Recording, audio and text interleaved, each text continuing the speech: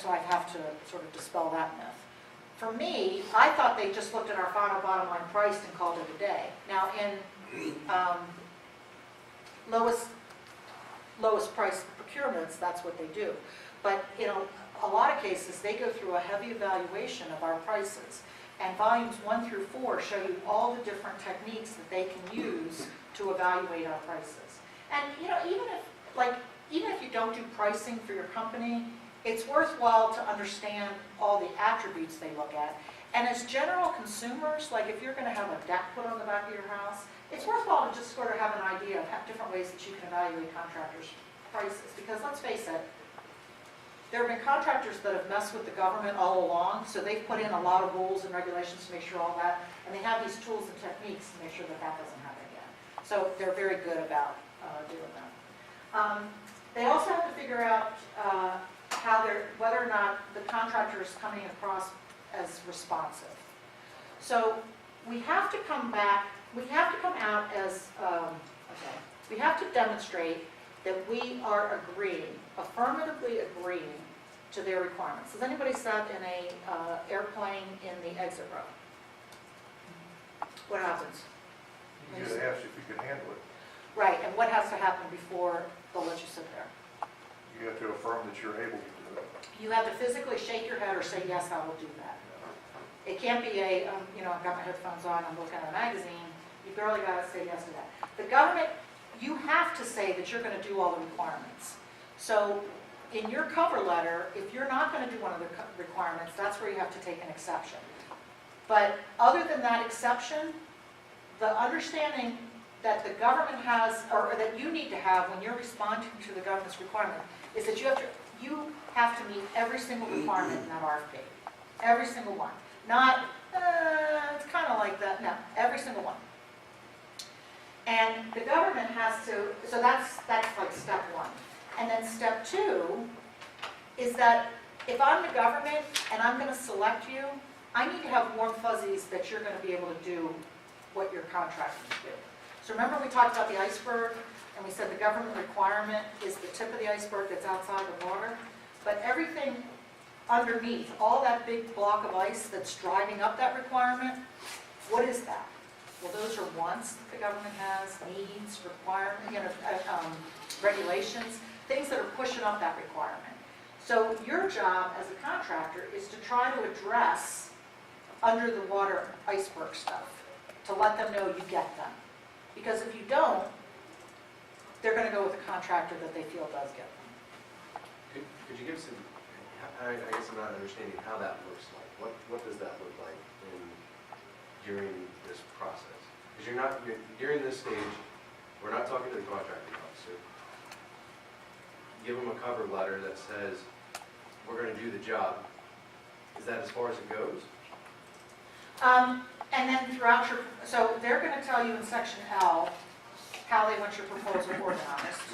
And as you're writing your proposal, like say you're addressing requirements C.1.4, you're demonstrating to them how you're going to do it. So that's a way of helping to increase that warm fuzziness. Because one is that you can show that you're confident through how you talk about the solution, and then also showing that you understand them. When we get into the roles piece, some of this is just getting to know an agency and getting to know, like let's say for example, you've decided that USAID is the agency you want to target. I would set up search bots in FedBizOps for every USAID procurement. Even if it has nothing to do with you, it gives you a sense of what their initiatives are. I would look at their website. I would see if USAID executives are speaking anywhere and try to hear them. I would try to look at your news feed and tailor it to anything USAID, try to get that into your inbox. My point is that the more you understand about USAID, when you write your proposal, the more it's going to come across that you understand them. So that's an important thing. Actually, why don't we take a 10-minute break and pick back up? Is this the one? Oh, this might be. Yeah, let's just two sides of it. Then they get ready for their proposal evaluations. So, you know, they have to give you a time to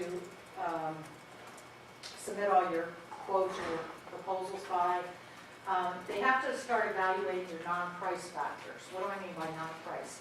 Well, do you have a management volume? Do you have resumes that the government asked you to provide? They start evaluating those things. They look at your technical solution. And then there's also a period where they're looking at your price factors. The pricing information, they look at it from two different ways. They look at it from an individual cost buildup or as a price analysis, your final bottom line price. So if you're doing a fixed price contract, they're going to look at it from the final bottom line price. If you're doing a cost reimbursable, they're going to look at your cost buildup. They're also going to be, you're small business, so you're not required to have accounting and estimating systems or cost accounting standards, but those are requirements that they impose on larger companies. They figure out whether or not they're going to conduct any audits or site visits. So if they've already come out and, like, for example, Defense Contract Audit Agency has already come out and audited your rates, they're going to use those results of past audits as part of their, to make sure you're following the same rates. They evaluate whether or not you've taken any exceptions to terms and conditions.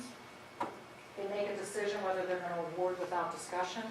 Like I said, they can issue the RFP and you can, if they choose to conduct discussions, what kind of communications are they going to have with vendors? Usually it's in the form of clarification reports or deficiency reports, so they'll send you, these are the issues we have with the proposal, and give you the opportunity to fix them. And then based on all that information, let's say they have 20 proposals, they might decide we're going to narrow it down to the top 3. And they kick everybody else out, and they just continue to work with the top 3. They figure out what their negotiation strategy is going to be, and then they conduct the negotiations.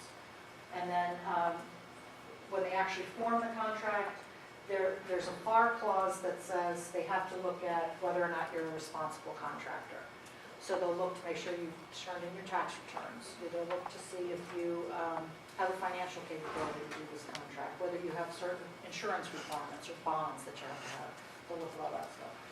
And then they prepare for the award, they issue the reward and tell all the other companies they did win. And then they prepare for a debriefing. So any losing vendor can ask for a debrief. And the government has to grant a debrief within 10 days.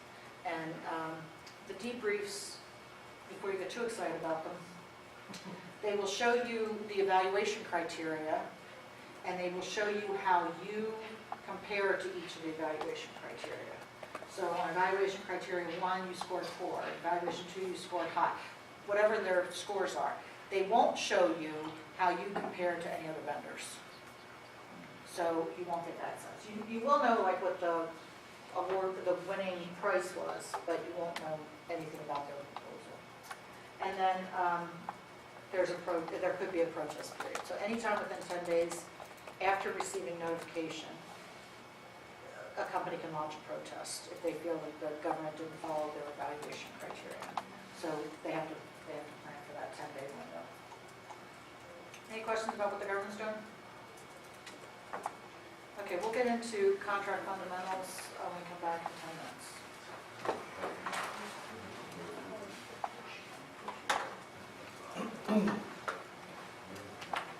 Well, did the, There might be something else going on.